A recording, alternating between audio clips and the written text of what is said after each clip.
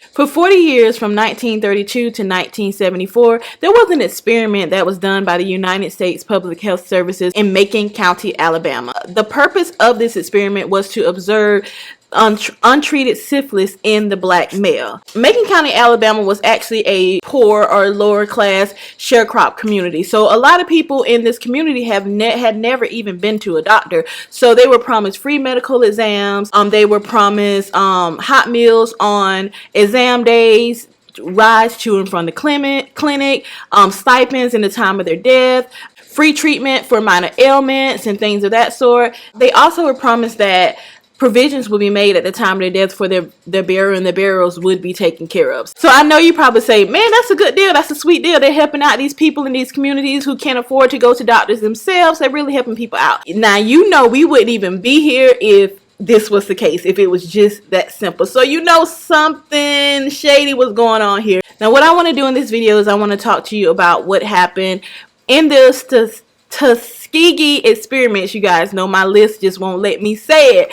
This experiment went on for 40 years before and after a cure for syphilis was found, and the participants were still refused treatment for this disease. So let's jump into this video.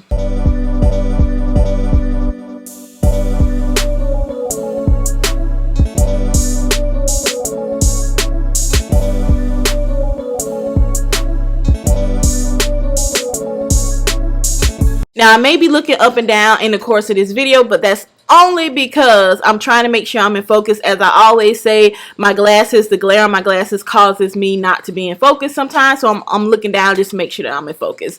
Thank you so much for stopping by my channel. If this is not your first time, welcome back. If this is your first time, welcome, welcome, welcome. I hope that you do decide to join the family and stay by hitting that like button, that subscribe button, and of course ringing that bell. Now, as I always say, this is a very diverse channel. I talk about all types of things on this channel. From most of my content is going to be about parrot care, centered around parrots, but I talk about gardening, I talk about history, true crime, I talk about locks, I talk about social commentary, mental health, Christianity. I talk about so many things on this channel that, you know, I can't just narrow it down to one thing. So, but if you are here for the parrots and history videos, make sure you do turn on that notification bell so you will not miss when I post any type of history videos. I try to do at least once a month, but sometimes the content is just too heavy that I just have to take a break. Sometimes we don't want to talk about history.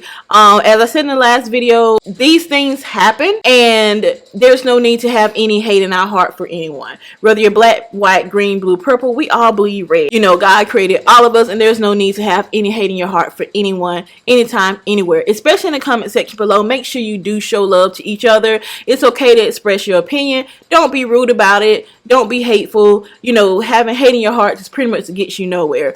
So you'll be a lot happier if you show love. Now, in order to tackle videos like this, you do need to be in a good emotional, spiritual, as well as mental place. If you are not, I definitely understand if you can't go forward in this video. If you're not in a good headspace right now, I actually recommend that you click off the video and tackle your own individual issues and then come back to the video later. It'll be here. It'll be here. I promise it'll be here. I may get demonetized for it, but the video will be here. So to completely understand the cruelty and the gravity of this situation, first we need to understand what syphilis is and what syphilis does to the body. Also, we're going to have to go back in history and examine the relationship between the African American community and the medical community, just so that we can get an understanding of just how cruel this experiment was. Now, I am not a medical professional. I have researched what syphilis was, not just from webmd.com, not just from WebMD, but just from a lot of sources. So I think I was able to condense it down, but there will be links in the description box below because I'm kind of giving you the condensed version of what syphilis is. Now, syphilis is a highly contagious disease. It enters the body through skin on skin, or through mucous membrane, and so that does include sexual contact and as well as congenital, which is passed from an infected mother to a baby or a fetus. There are stages of syphilis, and the first stage of syphilis is primary syphilis. So it lasts about 10 to 60 days. It varies from person to person. There are small like sores called chancres. I think the way you pronounce this chancres. I will put it up here. Chancres, and it develops about 6 weeks after the person has been after one has been infected. So this chancre, it actually can go unnoticed. It's going to be at the site of where you were infected. So it can be in the back door, or it can be in the vajayjay, and it can go unnoticed because they're small, and usually they're not painful. And they usually heal on their own within about 6 weeks. So they usually heal on their own. So some people can have these sores pop up and not even realize that they have them, depending on where these sores may pop up. Next, you have secondary syphilis. Secondary syphilis, it usually occurs within a few weeks after the chancre has healed. Now, you do get a rash from this, and it starts in the trunk. It can eventually go over the entire body. And a lot of people have on the palms of their hands and the soles of their feet rashes on the palms of the hand and the sole of their feet as well. Now, the rash is usually it's reported to really not be itchy, but it can be accompanied with wart-like sores on the body. And at this stage, some people, they experience hair loss, achy muscles, achy joints, swollen lip, nose, fever, sore throats, and it can go away, but it can continue to come back, year after year. Over the years, it can continue to come back if left untreated. Now, we also have the latent stage. Now, the latent stage is important because this is the stage that the volunteers of these Tuskegee experiment had to be in order to be classified as a test subject. In the latent state, it moves to a hidden stage. So there are no symptoms, but the person is still infected, and the person can still actually pass the disease on even in this stage. This stage is the most dangerous stage because a lot of people don't even know they have it at this stage. Like I said, the symptoms, they are hidden. At this stage, even though there are not any outward symptoms, the disease, syphilis, is boring into the bone marrow. It's going into the lymph nodes. It's going into the internal organs. It's going into the central nervous system, as well as the cardiovascular system. So it's wreaking havoc on the body without a person even knowing that a lot of times they don't even know that they have it because they don't have any symptoms. And this is a very dangerous stage. The last and final stage is the tertiary. You have gamma or gummy tumors appear. The syphilis begins to assault the bone structure and causes bone deterioration in this stage as well. Even the liver can be attacked. The most significant damage is done to the cardiovascular system as well as the central nervous system. In this stage, what can happen with the cardiovascular system is the tumors can begin to attack the walls of the heart as well as the blood vessels that cause blood to pump in and out of the heart. This can actually cause the walls of the aorta to become weakened, and it actually develops scar tissue. Now, with the stretching of the walls, in this case, because of these tumors, with the stretching of the wall, it can actually cause an aneurysm to form. And the aneurysms, if you know aneurysms, they usually always result in sudden death. It spreads to the central nervous system or the brain through the blood vessel. When it gets to the brain, paresis can occur, and what paresis is, that is the general softening of the brain, like just the brain basically turning into mush, for lack of a better way to explain it. This can result in paralysis as well as insanity. It includes loss of control of your body, damage to optical nerve, and people go blind. They can literally go blind from syphilis. Other things that can occur from the syphilis traveling to the brain and your brain pretty much, turning into mush. Meningitis, dementia, strokes, loss of coordination, so much more. Even though syphilis is treatable, these effects that occur from syphilis, they can't be reversed. So the damage that's done to the brain from syphilis, it can't be reversed. The blindness that happens from syphilis, even if you're treated, the effects of it just cannot be reversed. Now, syphilis is and can be a deadly disease if not treated. That's what makes this experiment so diabolical. If syphilis is left untreated, it will result in death. Syphilis can also make it easier to contract HIV. Now, I know y'all hate when I get preachy in my videos, but this is why y'all know I'm all about abstinence until you get married. This is one of the reasons why. My Christian beliefs, I believe in abstinence and abstaining until you get married. If you are sexually active, This is one of the reasons why you should use protections. My mom used to tell my brothers all the time, everything that looks good is not good. There was a girl in my school who, I mean, she was the prettiest girl in school. She was racially ambiguous, really long, flowy, curly hair, just a beautiful, beautiful girl. All the guys wanted her, but come to find out, she had syphilis. And this is when I was in high school. And living in a small town that I grew up in, you know, people found out about it, but just looking at her, you would not think that she had it. So if you cannot abstain, I recommend that you abstain. But if you just are active, I recommend that you get tested every 6 months. If you switch partners, you get tested before. You and your partner should get tested before you even get involved, and use protection. Fornication is a sin and it's not worth your soul.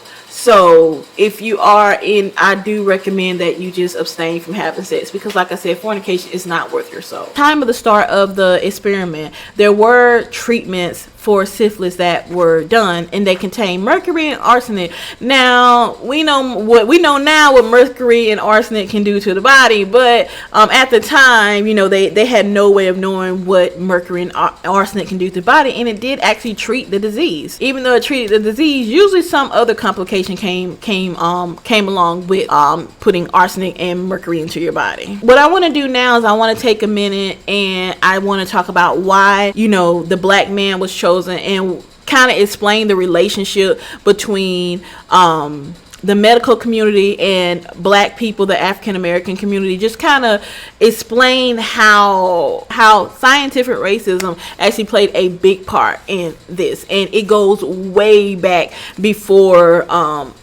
the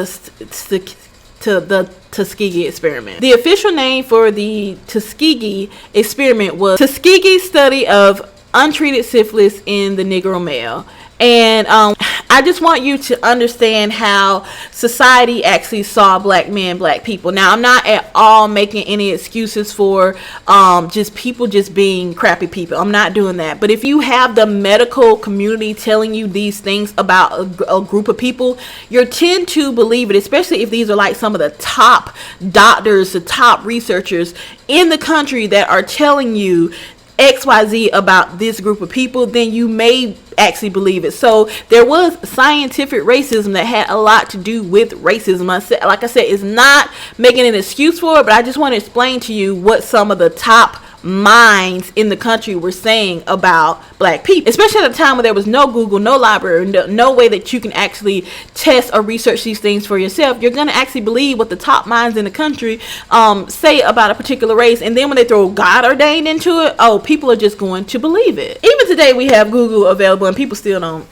research stuff, you know. But anyway, scientific racism was actually used to justify the slave trade, believe it or not. Scientific racism said that slavery gave African Americans a sense of purpose and something to focus on, and that African American minds were not developed enough to understand anything else except for slavery. That's all they can understand. They couldn't understand anything else. While many white people already thought of themselves superior to black people, the medical and the scientific community was more than happy to reinforce these thoughts or reinforce this notion. And they actually contradicted themselves a lot, because at first they said that black people were more prone to illnesses than white people were. That illnesses happen a lot quicker than black people, in black people than white people. And then they came back and said, like, when there was a malaria study, that they saw that malaria did not affect black people the way that it did affect white people. And believe it or not, to this day, people still think this way with the COVID and everything. Just kind of, I'm going to talk about this for just a second. Just for COVID and anything, I actually had a white person tell me that COVID was a black and Mexican disease because our blood was just different. They had this rich and quote unquote rich Irish blood that was the reason why they hadn't contracted COVID, and why a lot of white people don't contract COVID. And then their son ended up getting COVID first, then their daughter, then they got COVID, then their wife got COVID. So, you know, so some people still think that black people are more susceptible to diseases than white people. Even though in 1865, the 13th Amendment ratified slavery, things still didn't get much better for black people. They still, you know, before slavery ended, scientists actually said that and I'm sorry I'm laughing, but it's just so ridiculous. Scientists actually said that African men were suited. They were made for slavery, for enslavement. They were uniquely fit. What's the word they use for enslavement? Due to their physical strength and their simple minds. They also said that slaves possessed a primitive nervous system, that they didn't feel pain the way that white people felt pain. There was something about the Africans that they did not feel pain the way that white people felt pain. So I guess that's why it was okay to like beat them and everything, because they couldn't feel pain like white people. Okay. Check this out. African Americans in the South were actually said to experience mental health issues at a lower rate than their free northern counterpart. They said that this proved that slavery was good, that the only time a person actually tried to flee slavery is because they had mental health issues. And they said that a slave who ran away had drapetomania, which was a mental illness that actually caused them to run away. They really didn't want, if they were in their right minds, they did not want to run away. They wanted to stay there. Any slave that ran away is only because of mental illness. This is what scientists said and medical professionals said. It wasn't the beatings, it wasn't the assault, it wasn't the grapes, it wasn't any of these things. It was because they had mental health issues. During the American Civil War, it was said that Africans were a completely different species from white Americans. Wasn't even human, wasn't even the same species, a completely different species from white Americans. They actually said that mixed race children were actually more prone to mental issues than completely white children. I wonder why. How did these mixed race children happen? A lot of times it was not because of the woman's will. Sometimes it was, but a lot of times we know in slavery there was not a lot of choice in whether or not you were going to have a mixed race child. And also, even though that child was a mixed race child, I don't know if you know about the 1-drop rule. You have 1 drop of black, you are considered black. You are not considered mixed race. You are not considered white. You are considered black. So they may have had these same issues because they were maybe kept under the same conditions. Even though they was mixed race, they were still treated as black. They still didn't have access to doctors. They still didn't have access to the information. They still did not have access to they still lived in unsanitary conditions. Now, after the emancipation of slaves, the scientific community and the medical community actually said that slaves were virtually disease free. Now that they were free, they were running rapid with disease. That's a lot to unpack there, but we're gonna move on. In the late 19th century, in the early 20th century, there was a lot of pseudoscientific information about the African American male. Now, this pseudoscientific information was basically about the sex drive in the genitals of Africans or African Americans. It was believed that the brains of African American was under evolved, but their genitals were over evolved. I do want to do a video on Sarah Bartman. Very, very interesting, and this right here will come to play in that video. If you want to see the video on Sarah Bartman, just make sure you let me know down in the description box below, and I will do that video maybe next month. And it was actually said that black men had an intrinsic perversion for white women. Again, Birth of a Nation. Dr. W.T. English actually said that gray matter in the Negro brain was underdeveloped, which caused the black brain or the Negro brain to be at least 1,000 years behind the white brain, which is what caused genital organs to be overdeveloped. Like I said, medical. The United States Public Health Service, their job was to protect the hygiene and simplicity of the American race against infectious elements across the borders. Let that sink in for a minute. In 1929, the U.S. Public Health Service received funding from the Julius Rosenwald Foundation. Initially, it started out with good intentions. Now, what they wanted to do, they wanted to conduct studies in the South just to see how bad the syphilis was in the black communities in the South, and see if there was a chance for mass treatment. So the purpose of the initial study was for treatment, to see if they can eradicate this disease in the South in these black communities. From 1929 to 1931, the Rosenwald Foundation actually treated patients for syphilis during that time. Macon County, Alabama had the highest rates of syphilis in the South at the time, so they focused on that county for the time being. I'm just going to read some statistics here so I won't get the numbers wrong. There were 3,684 African Americans tested in Macon County from 1929 to 1930.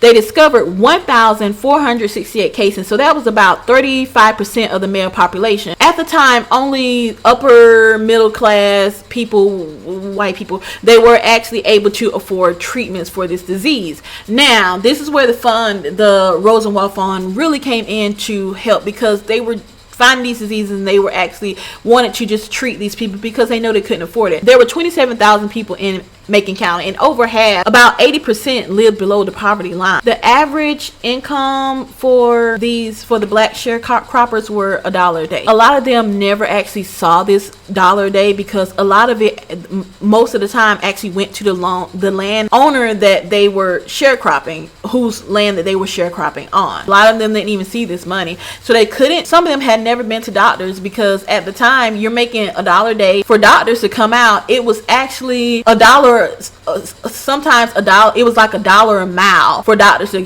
just come out, not including the cost of actually being seen and helped by the doctor. So people they couldn't afford to go to doctors.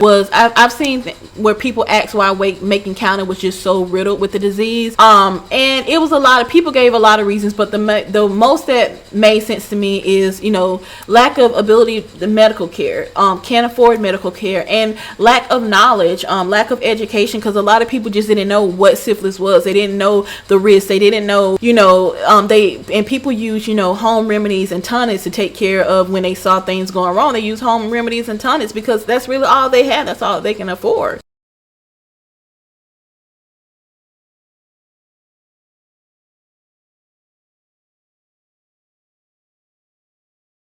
With the Great Depression hitting in 1930, the Rosenwald Foundation could no longer continue to fund the studies. They were forced to withdraw or pull their funding in 1931. Now, the Public Health Services had a subsidized budget for the treatment of syphilis initially. So that budget that was initially around $1 million per year dropped all the way down to $6,000. That is a major change. So eventually the treatment stopped and the findings were ignored. There was just no funds there to help the people anymore. There was a doctor by the name of Telefino Clark. The high rates and the extreme poverty in the area actually gave Dr. Clark a tantalizing opportunity, one that he just could not pass up on. According to AtlantaDailyWorld.com, Dr. Clark actually wrote a letter to the state health office in Alabama. It was to Dr. J.N. Baker. I'm just going to read a portion of this letter, which says, "It seems to me that this situation in a very highly infected population group affords an unparalleled opportunity of studying the effect of untreated syphilis on the human economy." Now, the Surgeon General H.S. Cummings, he actually wrote to R.R. Martin, who was the director of the Tuskegee Institute, and he said, "The recent syphilis control demonstration carried in Macon County with the financial assistance of the Julius Rosenwald Fund revealed the presence of an unusually high rate in this county, and what is more remarkable, the fact that 99% of this group were entirely without previous treatment. This combination, together with the expected cooperation of your hospital, offers an unparalleled opportunity for carrying on this piece of scientific research, which probably cannot be duplicated anywhere in the world." Basically, as you can see, both Cumming as well as Clark both use the same terminology, unparalleled opportunity. So this letter actually failed to mention that the African American men would not be told of their condition, their ailment, their diagnosis, or that they will be participating in this study. They were not even going to be told that they had syphilis. So you imagine having someone testing you for something, someone using you as a test subject. You don't even know that you're a test subject, and you don't even know that you have this disease. Now, Isn't that something? And believe it or not, they got the green light for this experiment in just 6 months. In September of 1932, Dr. Clark actually sent Mr. Raymond, and oh my God, I'm going to put his last name up here because I don't even want you to try to say it. My tongue is just not going to let, in my accent, it's just not going to let me say it. I'm sorry. But you know what? Baudelaire, Raymond Baudelaire. So maybe that's right, maybe that's wrong. I don't know. We'll find out. And Dr. Raymond Baudelaire was actually the appointed as the on-site director in Alabama. So what he began to do, he began to start selecting men. The criteria was black men between the ages of 25 and 60. They had to be in the latent stage of syphilis. And remember, the latent stage is that hidden stage where you're not showing any symptoms. They used physical examinations. There was really painful spinal taps that were done as well. It was just not a pleasant thing. So they actually had no intention of providing treatment for syphilis, and Dr. Clark actually justified that or explained that by saying the state of afford is due to the paucity of doctors, rather low intelligence of the Negro population in this section, depressed economic conditions, and very common promiscuous sex relations of this population group, which contribute to the prevailing indifference with regard to treatment. So basically they're saying that paucity of doctors, there were not doctors in the area basically that can help these people. The economic depression, there was not money that the people had to get treatments, that they were very common, they were very promiscuous. This is just part of what they do. They didn't have anything else to do. They just had sex all the time. And it is because they were just indifferent. They didn't care about getting treatment at all. So even if they don't care about getting treatment, then why should we treat them? We're just going to study them. This was a deep-rooted stereotype. They thought that black men were unintelligent, sex hungry, just overall defective people. Now, Dr. J.E. Moore, he was a leading scientist who studied venereal diseases. He was a leading venereologist, if I'm saying that the right way. Probably not. A leading scientist actually said that syphilis in the black male was a completely different disease from syphilis in the white male. The gathering of samples was supposed to be fairly simple and inexpensive, but they found that it was a little bit more complicated to actually get samples from the black men in the area. And this is because black men were very cautious because of, they thought it had something to do with war or being drafted. They thought it was something of that sort. So they were really, really leery that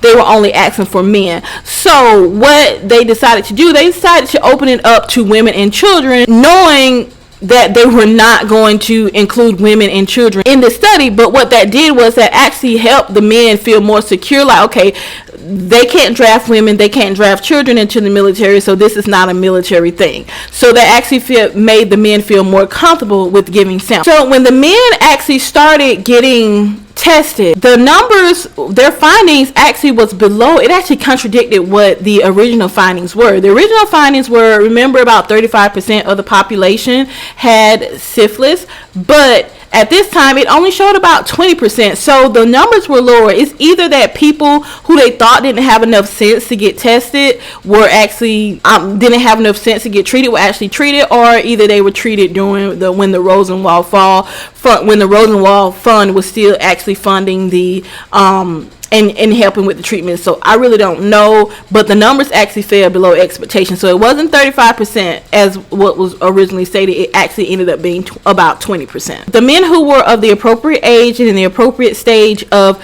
syphilis for this study, they actually were recruited. The others who were not in the appropriate stage or the appropriate age, they actually were treated with the mercury or the arsenic treatments that were available at the time. Keep in mind, these people were never told that they had syphilis. They were only told that they had bad blood. So what the doctors would do and what the scientists would do, they would actually pretend to treat these men. They would give them what they call was the pink medicine. In the pink medicine, it was actually just aspirin. That's all it was aspirin. Sometimes it was given to in a liquid form, it was given to in a tablet form, it was given to in a capsule form, but it was nothing but just regular everyday aspirin. They knew that if they didn't pretend to treat these men for the bad blood condition, then the men they would go somewhere else, or they would either stop coming. There were no benefits if they weren't being actually treated. And they thought that the aspirin was working because aspirin actually helped some of the, if they had ailments in their body like headaches and they had chronic like back pains and things of that sort, the aspirin was actually helping. So they thought they were really being treated for this bad blood condition, not knowing the whole time they had syphilis and they were not being treated for syphilis. The syphilis was being allowed to just wreak havoc in their body, and they didn't even know they had it. Now, the number of men included 600 men. There were 399 men who were infected with syphilis, and there were a control group of 201 men who did not have syphilis. Now, if any of the 201 men did develop syphilis in the course of this study, they would just move them over to the other group, the group that was positive for syphilis. They just moved them over to that group without even telling them, and none would be the wiser. A question that has reigned that kept coming to my mind the whole entire time while I was doing this video. The entire time that I was doing this video, I kept wondering if they're trying to prove what syphilis does in the black male, and to prove that syphilis is a completely different disease if left untreated in the black male than it is in the white male. Why didn't they have any white men as a control group? That would actually seem like that would make more sense to me, to actually have white men involved in this study to just show the differences between the two races. But that's just me. I'm not a scientist, I'm not a doctor, so what do I know? In 1933, researchers actually decided to make this study long term. Yeah. And there was a nurse by the name of Eunice Rivers. Now, some of the men, they actually stopped going, but once they hired Eunice Rivers, which was a black nurse, once they actually hired her, she kept people in the study. She kept the men in the study. She had a very close relationship with them. She made them think they were being treated. Now, there's a lot of controversy surrounding Miss Nurse Rivers. I actually found a interview with her admitting that she knew that these men were not supposed to be treated. She knew that. She never told them they had syphilis. She knew that they were not supposed to be treated. But she did go to every funeral. She did convince them to give the autopsies. They would not be able to get the autopsies or continue this study without Eunice Rivers, a black nurse. Nurse Rivers would provide them with rides to and from their appointments. She would actually make sure they had hot meals on exam days. And this was during the Great Depression. So, of course, they thought they were being treated like kings. They were being chauffeured around. They were getting meals delivered to them. They thought that they were being treated like kings, not really knowing how diabolical this entire thing actually was. Now, regardless of what she did or didn't know, it is that she said that cared for her patients in the highest regard, to the highest extent. Like I said, she went to every funeral. She sat with the family, she cried with the family, but then she actually convinced the family to get the autopsies and everything as well. When I talk about Nurse Rivers, is when I watched the interview with her, there were certain things that she even laughed about, and I'm like, this is no laughing matter. And she was like, oh, they love that peat medicine in me. It was aspirin. That's right, all it was aspirin. They love that peat medicine. I told them if they mess with this body during the autopsy, I bet they won't get another one. Key. And I'm sitting here like, are you serious? This is like hundreds of people who are dead. You know what?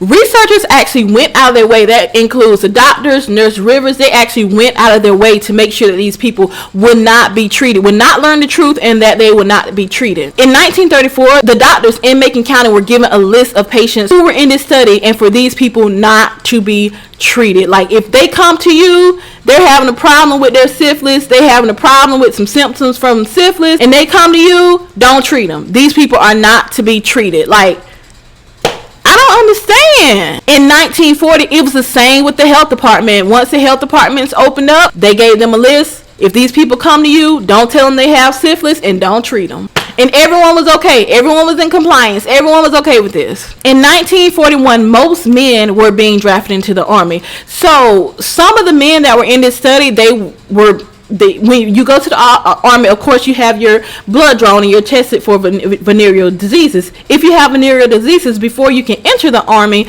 you have to be treated. So they were receiving letters from the Army saying like, hey, you need to come to this hospital XYZ, I think it was the hospital in Birmingham, and get this situation taken care of. When they went to there were 250 men that were eligible for the draft. So what the Public Health Service and Dr. Clark, what they did was like, hey, they had so much pull, so that they actually, and I'm laughing because it's so ridiculous, they actually was able to get the military to not draft these men. just so they would rather have these men stay in this study than to actually go fight for our country and to get cured. I mean, it was clear at this point that it was nothing to do with being treated. Nothing to do with being treated. It was even one man. I will try to find his testimony. It was actually one man who said that he received a letter from the military. Then he went to this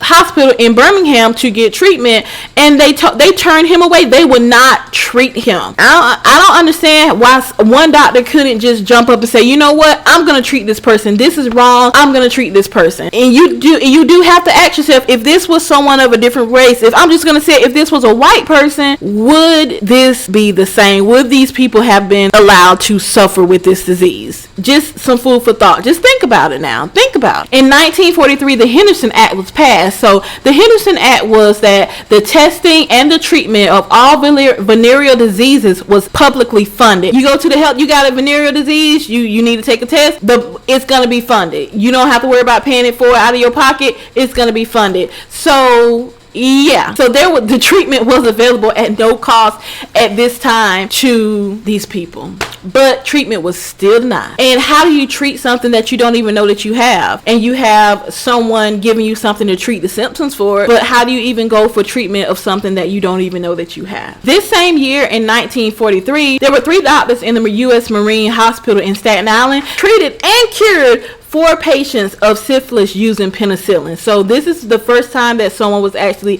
cured and treated and cured for syphilis with penicillin. Rapid testing centers actually started to be developed. So you can go in, you can get tested, bam, you got to get treated. It was all going on in these rapid test centers that were pretty much popping up everywhere because it was an issue. They were popping up everywhere. But again, the list was sent out even to these treatment centers. So a minimum of 399 men were actually refused treatment, and treatment at this time was becoming readily available. They still were refused treatment and weren't even told, hey, you have this. It's not an issue with you not being able to afford treatment anywhere. Treatment is now publicly funded. We now have these rapid treatment centers where you don't have to travel all the way to Birmingham to get one. We have one right here in Tuskegee. But in 1947, by 1947, penicillin was available everywhere. It was available everywhere. And what is this, 15 years after these people have been in this study, 15 years afterwards, penicillin is available everywhere. Still no treatment for these people. And Dr. Voldemort, I'm about to call him Voldemort. That's how he basically is acting. But he actually said, let me get it right. He actually said, I hope the availability of penicillin does not interfere with the study. And when asked, why aren't you giving these men antibiotics, it was actually justified by saying, and I'm going to just read this off so that I can get it right. The stoicism of these men as a group, they still regard hospitals and medicines with suspicion and prefer an occasional dose of time-honored herbs and tonics to modern drugs. So basically what they were saying, these men, they are so strong, so stoic, they can endure this pain, they can endure this hardship, they're built for it. Remember, going back to, that's why we covered that in the beginning. They are so strong. They are built to suffer. Basically, they are built to suffer. They can endure this hardship. They don't want this medicine anyway. They want tonic. They want herbs. They don't want no antibiotics. They want to suffer. They want to continue to let this disease just wreak havoc in their cardiovascular system. They want to continue to let this disease just turn their brain into mush. They want to continue to let this disease just allow them to go blind. They want to infect their spouses. They want to infect their lovers. They want to infect their children. Yeah, that makes sense. They actually failed to mention that these men did not know they had a disease. That's why they weren't seeking out antibiotics. And also, if you're under the care of the federal government and you're being told that you're being treated for your bad blood conditions, you're being given medications that help with your symptoms, why seek treatment anywhere else? None of this was mentioned in that article. Now, the researchers actually changed their tune yet another time because people were asking questions like, why are you still doing this study? Why aren't you just treating these people? And so what they said was, this time, they said that the people had syphilis for so long. At this time, I believe it was about 15 plus years that they had syphilis, that the disease had progressed so much that penicillin wouldn't help. Now that sounds plausible, right? That makes sense, right? Of course, you know that they were lying. The results came back and determined that that was a lie. Now, penicillin was and still is recommended for syphilis at all stages, no matter what stage you're in. Even though it cannot reverse the effects that have occurred from syphilis in the body, it will stop the disease's progression. It cures the disease. So that it was just a flat out lie. In 1947, the Nuremberg codes were added, and I'll put links to the description box below for that. And in 1946, the World Health Organization actually published their Declaration of Helsinki. Now, y'all know me with words, Helsinki. I think that's how it's not pronounced. It'll be up on the screen somewhere. Both of these, between the Nuremberg Code and the Declaration of Helsinki, these were set in place to protect humans from examination. Obviously, did not apply to the Tuskegee study. The CDC had taken over for the public health study by this time, and in 1969 they actually decided to continue with the Tuskegee study. Actually decided just to continue with it. So, and this is at this point, I believe, 12 years after penicillin was discovered to cure syphilis, but the CDC actually decided to continue with the study. There was actually someone who has some morals, a godsend actually, by the name of Peter Buxton. Now, in 1965, Peter Buxton, he was actually hired to interview patients with STDs. He heard about the study from the Tuskegee study from a co-worker, and he could not believe that. He actually later said, like, I couldn't believe that it was true. Like, we're the public health services, we help people. I don't believe it. He researched it. He found out that it actually was a thing. It actually was true. So what he did was he wrote a letter comparing it to the Nazi Nuremberg trials in 1947. And of course, his supervisors were not happy about this. When he actually received a response back, I'm going to read it off to you. It says, I will send your report up the line, but you have a wife and kids. Forget my name when they ask why you did this. People who read his report, they said that, these men were volunteers, so it had no comparison to the Nazi Nuremberg trials of 1947, which if you look at it, it actually did. He was eventually flown out to Alabama to talk to some of the people at Tuskegee themselves, and they still justified it. They had attitudes. They reprimanded him. They were very upset with him for voicing his concern about them essentially murdering people, because that's what it was. That's what it was. He actually fought and he advocated for the rights of the patients. He thought that he was either going to be fired or something that would be done. There was nothing that was done. So he eventually left the public health service and went to law school. So in 1968, he's in law school and he started talking because the experience, what he knew, it hunted him. He just could not continue to live his life knowing that these men were going through this. He started telling how the men were 100% black in this study. It was only black men in this study, and they didn't even know that they had syphilis. He said the men were no longer allowed to exercise their right to live a life without syphilis. So the right to actually live your life healthy and without syphilis, it wasn't even a right. It was a right that was taken away from them. He actually urged them to provide some type of compensation for these people instead of not curing them and quietly waiting for them to die. At this point, it was more important, and I don't know if I mentioned this earlier, dead black body and autopsy was more important than curing. So this cure, the fact that they allowed this disease to progress in people until they literally died, because they knew what it was happening while they were alive. They wanted to know what was happening while they were dead. So the end game was death. They wanted people to die as a result of syphilis so that they can get an autopsy and they can study. I mean, who does that? Obviously, the CDC and the United States Public Health Service and the doctors and the researchers. And I'm getting emotional again, so let me move on. In 1972, he actually leaked this information to Associated Press journalist by the name of Jean Heller.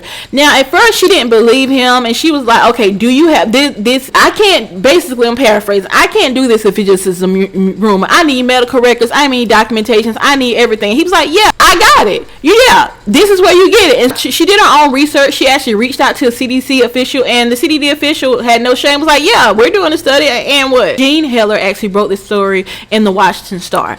And when the story came out, of course, there was a lot of backlash. There was a lot of outrage for about it. They actually tried to justify it by saying that the study started when attitudes to human experimentation was very different, and the treatment was much worse than the actual disease. But you know, this went on for 40 years, and over 25 years there's been a treatment for it. And they attempted to maintain that by the time that the treatment was found, penicillin was found, that they were beyond help. But why didn't you just treat them with the mercury and the arsenic treatments that were out there? That's what you were treating the white man with, so why wouldn't you treat a black man with it?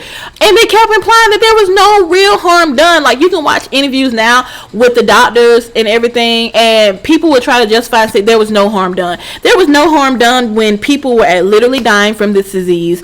They were infecting their spouses or their lovers, and their children were being born with congenital syphilis. So their children had this disease from the jump. But there was no real harm done, though. There was no real harm done. So when the story broke in 1972, that's when it finally ended. So when it ended, only 74 out of the 399, only 74 were still alive at this time. 128 died of syphilis or their complications.